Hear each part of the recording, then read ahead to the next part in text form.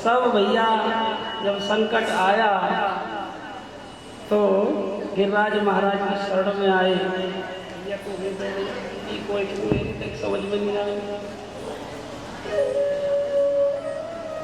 श्री राधे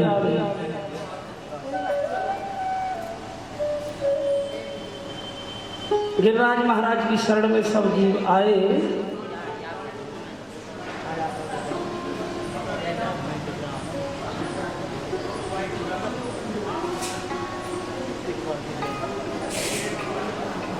बोलो गिरिराज महाराज की जय। सब ग्वाल बाल कन्हैया की तरफ देखने लगे। ग्वाल मैया जो ब्रज की थी सब कहने लगी हमारा छोटो सो लाला है। और 7 कोस को गिरिराज महाराज उन्होंने अपनी उंगली पे धारण कर रखा। सब लाला की तरफ देख रहे हैं। श्री राधे। और कहने लगे कि लाला भैया सुबह से शाम है गई है, अब तुम थक गए होंगे। हम अपनी बांस बल्ली हमने लगा रखी। राधे अब कथा सुनवाना। बांस बल्ली हमने लगा रखी, तो भैया थोड़ा सा आराम कर ले। भगवान के अरे गोप वालों तुम नहीं संभाल पाओगे गिरिराज जी के वजन है। अरे भैया कैसी बात करें, हमने इतनी मोटी मोटी बल्ली लगा रखी। छोड़ दे, आराम से कुछ खा ले बेटा, मैया कह रही। अब भगवान ने थोड़ी सी उंगली नीचे करी, सारी बांस बल्ली चट चट चट चट करके टूट गई। और सब ब्रजवासी कहने लगे अरे भैया लाला रोक, अरे लाला सब दब जाएंगे। तो भगवान हमारे कन्हैया ने गिरिराज जी महाराज को पुनः अपनी उंगली पर धारण कर लिया। और ये कब की बात है? शुक्ल पक्ष की प्रतिपदा के दिन गोवर्धन की पूजा हुई। द्वितीया को सबने भैया द्योज मनाई और तृतीया से नौमी पर्यंत 7 दिन तक इंद्र ने बरसात करी पूरी घनघोर। और इसी तृतीया से नौमी तक भगवान ने अपने बाएं हाथ की कंध की उंगली पर गिरिराज जी महाराज को धारण किया। तो कहने के भाव ये कि जब तक हम साधना की बल्ली लगाते हैं, जब तक हम ये सोचते हैं हम भजन करके मंत्र जाप करके ठाकुर जी को हम रिझा लेंगे, तो ऐसा होता नहीं। भगवान की कृपा, श्री जी की कृपा और सतगुरुदेव भगवान की कृपा, ये 3 कृपा बहुत जरूरी है। भागवत जी की कृपा, सत्संग की कृपा और अपनी कृपा। अपनी कृपा ना हो तो सारी कृपा बेकार। अब बैठ कर बात करने लगे अपनी कृपा है ही नहीं, तो सारी कृपा कैसे आएगी? बोलो राधे। संत कहते हैं पहले अपनी कृपा फिर सारी कृपा आएंगी। अब कथा में आएंगे ही नहीं तो कृपा कैसे आएंगी? और आ भी गए तो बस इधर उधर की बात, भाई यहाँ तो मौका मिल गया सारी भड़ास निकाल लो आज बैठ के, ऐसे नहीं।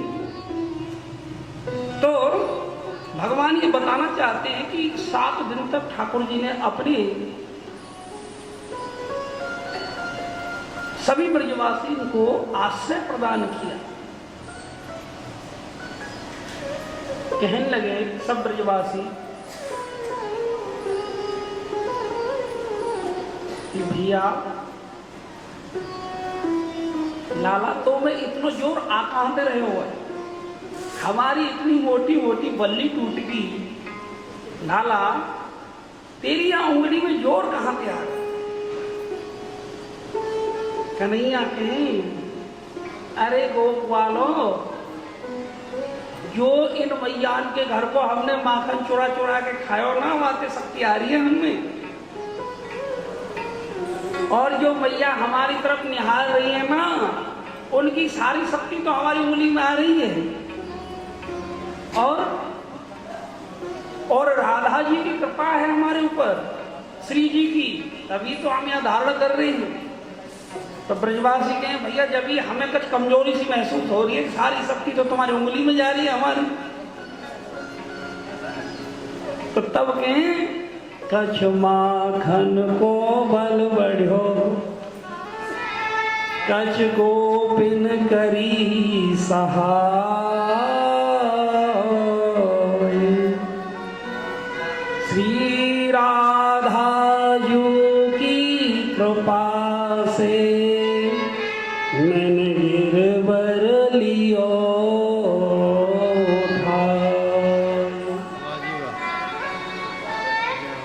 कछ माखन को बल बढ़ो, कछ गोपिन करी सहाय। श्री जी की कृपा से, श्री राधा जी की कृपा से मैंने गिरवर लियो उठाए। और सज्जनों, बरसाने के हमारे ब्रज के संत एक भाव और देते हैं। भगवान कन्हैया ने गिरिराज जी को नहीं उठाया था, ये संतों का भाव है। ये श्री जी नहीं उठाया था। कैसे प्रमाणित करते हैं संत? हमारी इतनी ना तो पात्रता है, एक हम इसको प्रमाणित करें। हम संतों की भाव आपको दे रहे हैं। भगवान कृष्ण के बाएं अंग में श्री जी का निवास है, और भगवान ने अपने बाएं हाथ की कंध की उंगली पर ठाकुर जी ने गिरिराज जी को धारण किया था। और जब श्री जी का निवास बाएं अंग में है, तो श्री जी ने ही हमारे गिरिराज महाराज जी को उठाया था। बोलिए बरसाने वारी की जय, गोपीनाथ भगवान की जय। साधना की बल्ली कोई कितना लगाए, लेकिन जब तक गोपीनाथ की शरण में नहीं आएगा जीव, जब तक श्री ठाकुर जी की, भागवत जी की शरण में नहीं आएगा, तब तक उसका कल्याण होने वाला नहीं। इंद्र देखने के लिए आया। अब भगवान ने क्या किया? ऊपर तो सुदर्शन चक्र जल को सुखा रहे थे, और शेष भगवान ने चारों तरफ मेड़ लगा ली, और एक तरफ अगस्त मुनि बैठ गए जल को पीने के लिए। वही अगस्त मुनि है जो समुद्र को सोख गए थे, एक ही अंजलि भरकर पूरे समुद्र को सोख गए थे। तो इंद्र देखने के लिए आता है कि ब्रजमंडल तो डूब गया होगा। मेघमालाएं पानी बरसा बरसा कर थक गई, अर्थात दुष्ट लोग दुष्टता कर करके थक जाएंगे, लेकिन भक्त का बाल भी बांका नहीं होगा। जो भागवत जी की शरण में आएगा, श्री गोपीनाथ की शरण में आएगा। इंद्र देखने लग जाते हैं, यहाँ तो धूल उड़ रही है, और ठाकुर जी ने, श्री कृष्ण कन्हैया लाल ने तो गिरिराज को धारण कर रखा है। सीधे ब्रह्मा जी की शरण में जाते हैं इंद्र देवता, कहते हैं कि प्रभु मुझसे बहुत बड़ी भारी गलती हुई, मुझे कोई उपाय बताइए। तब ब्रह्मा जी कहते हैं भैया ठाकुर जी से क्षमा मांगने के लिए जाओ, और ऐसे मत जाना सीधे सीधे, गौ माता की पूंछ पकड़ के जाना। भगवान गौ माता से बड़े प्रसन्न रहते हैं, क्यों? गोपाल जब तो नाम बड़ा, गौओं की पालन करने के लिए आए थे। तो वो इंद्र गौ माता की पूंछ को पकड़ के भगवान के चरणों में प्रार्थना करने के लिए आता है। गौ माता को देख के दर्शन करके भगवान का जो क्रोध था वो शांत हो जाता है। इससे पहले भगवान ने जब मेघमालाएं जब शांत हो गई, तो जैसे गिरिराज जी पहले थे विधिवत रूप से वैसे ही प्रतिष्ठित कर दिया था, और सब ब्रजवासी अपने अपने घर में अपने जो भी गैया थे, बछड़े थे, धनमाल था, सब वापस अपने घरों में ले गए थे। तो इंद्र भगवान के चरणों में दंडवत प्रणाम करते हैं, कहते हैं विशोध्य सत्वं तम धाम शांतम तपो मयं भास्करजस्तमस्कं मायामयोऽयं गुणसंपन्नो प्रवाहो नैवेद्यते ते ग्रहणानुबंध नैवेद्यते ते ग्रहणानुबंध विशुद्ध सप्तम तम धाम शांतम। हे प्रभु, आप विशुद्ध तत्व तीनों गुणों से परे हैं, सतोगुण रजोगुण तमोगुण, इन तीनों गुणों से परे ठाकुर जी हम आपकी लीला को नहीं जानते हैं। हे प्रभु, हे जगदीश्वर, आप जगत के मालिक हैं। हमें थोड़ा सा अभिमान हो गया था कि हम पूरे देवताओं के राजा हैं। देखो, जब भगवान थोड़ा सा किसी को धन संपदा देते हैं तो उसको अभिमान नहीं करना चाहिए। यहाँ इंद्र देवता कह रहे हैं, एक भगवान, हम तो इस मद में माया में भूल गए थे, ये संपूर्ण ब्रह्मांड के मालिक आप ही हैं। और जब ये माया का पर्दा पड़ जाता तो तब जीव अहंकार के कारण कहता मैं इस घर का मालिक हूं या मैं इतनी जायदाद का मालिक हूं।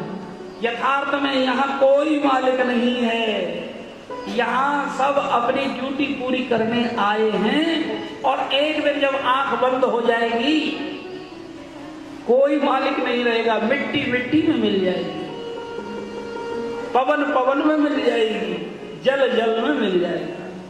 इसलिए सावधान, ये मृत्यु लोक है। इस मृत्यु लोक में सुख की कल्पना मत करो, भगवान का भजन करो। ये मृत्यु लोक उन लोगों के लिए नहीं जो भक्त हैं, वो तो भजन करने आए। आत्म तत्व का कभी कभी मृत्यु होती नहीं।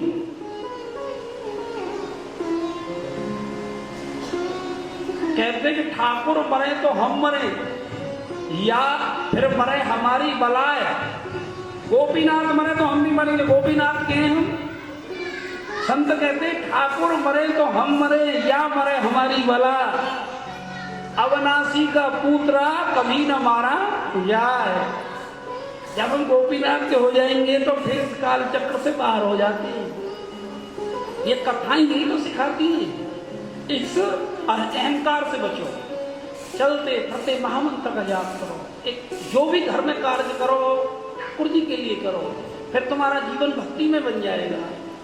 और एक दूसरे की चुगली और निंदा से बचो, ये सारी भक्ति को खराब कर देते हैं। ज्यादा से ज्यादा मौन रहने की और शांत रहने की कोशिश करो, लेकिन होगा जब ही जब बार बार करियो सत्संगा। बार बार हम कथा का रसपान करेंगे। महु रहो रसिका भवती भवती भावुका, महु रहो रसिका भुवि भावुका।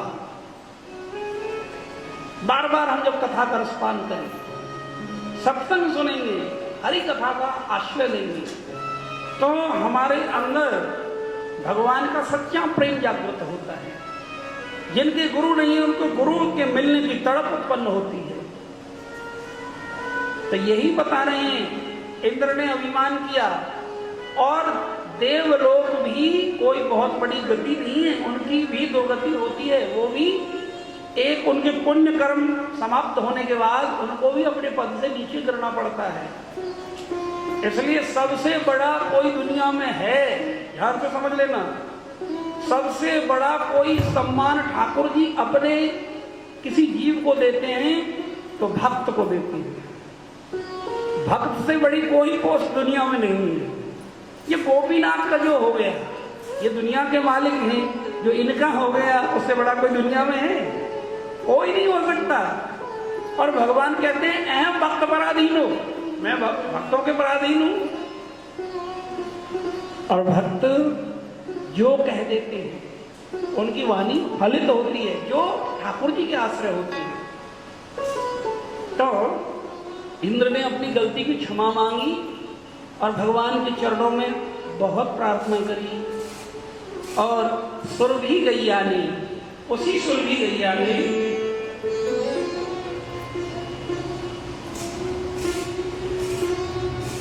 भगवान का अभिषेक किया।